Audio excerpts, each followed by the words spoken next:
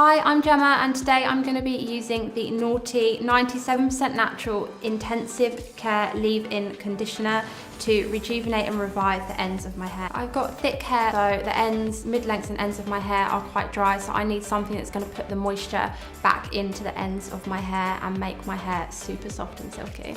First, I wash my hair with the Noughty To The Rescue shampoo and then conditioner. Just towel dried my hair so it's still a little damp. To apply the leave-in conditioner, place a small amount of the product into the palm of one hand and then rub your palms together. Next, it's time to apply the leave-in conditioner. Start at the mid-lengths and work your way down, evenly distributing onto the hair and paying particular attention to the ends.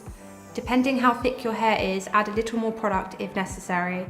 Avoid the roots and use sparingly.